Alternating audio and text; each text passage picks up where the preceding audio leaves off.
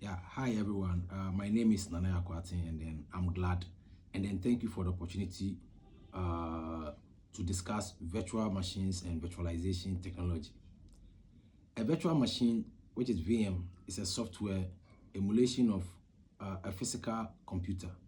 It runs on the operation system OS or multiple OSs on top of a host machine OS, allowing the multiple environment to coexist on a single physical server.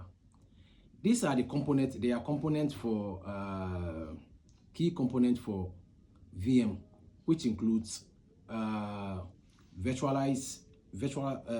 hardware, guest operation system, hyperversion, virtualization software, and then snapshots and resource management.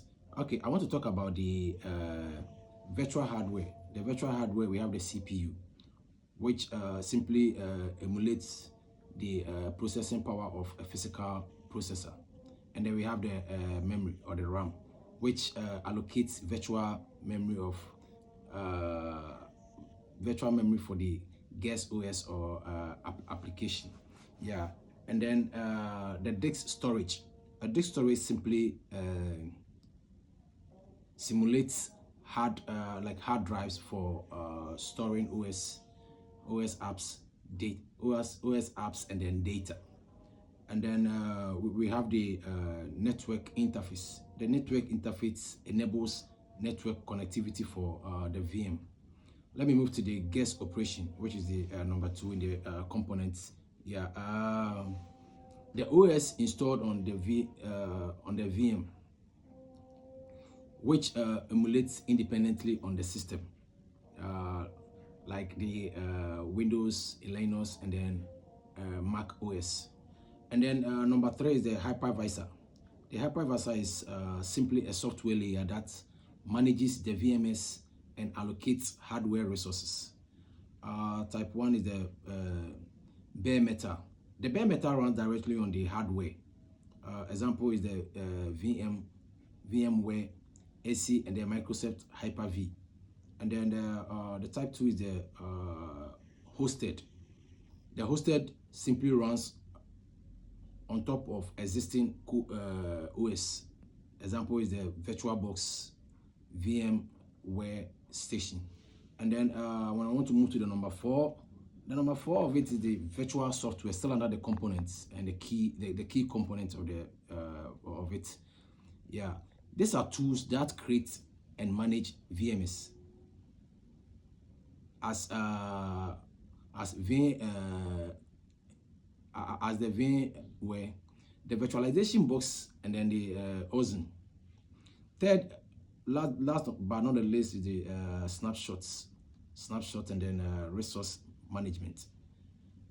Snapshot allows saving the VMS state for rollback, and then admins can dynamically allocate CPU, memory, and then storage. Now I want to move to the business side of it. When I want to move to the business side of it, like for example, how businesses uses it, like testing and development. Development creates isolated environment to test software across different OS version without affecting the host system. Example, a QA team runs multiple VMS to test the web app, and then Windows 10, Ubuntu, and then Mac OS simultaneously. Second is the virtual desktop infrastructure. That's the VDI.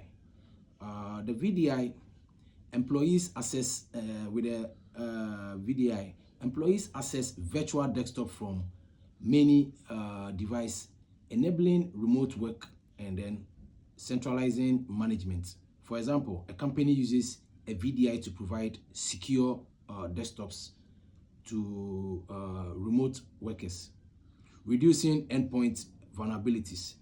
Third is the disaster recovery. With the disaster recovery, the VMS are easy to back up and restore, ensuring business community. For example, a retail business replicates its VM-based POS system to a cloud backup, minimizing downtime during outages. And then we have the server consolidation. With the server consolidation, multiple VMS run on a single physical server, reducing hardware costs. For example, an SMB hosts its CRM, email server, and then inventory system on separate VMS within one physical server.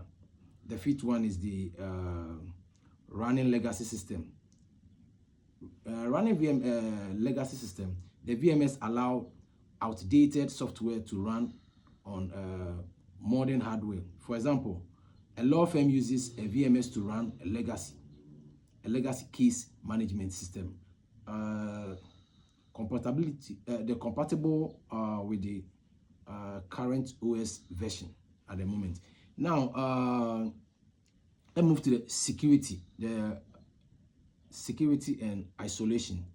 VMS provide sandbox environment for malware analysis or risk experiments. For example, a cybersecurity team uses VMS to safely analyze suspicious files without making risking the host system. Moving to the real world, like this thing. Virtualization helps businesses reduces costs by minimizing physical infrastructure.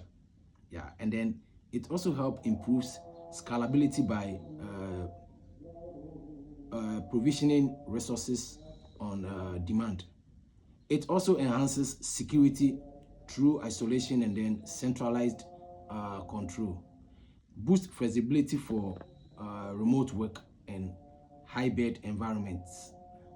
Yeah, I hope you find my video interesting, and then I'll be expecting your comments under my video. Thank you so much.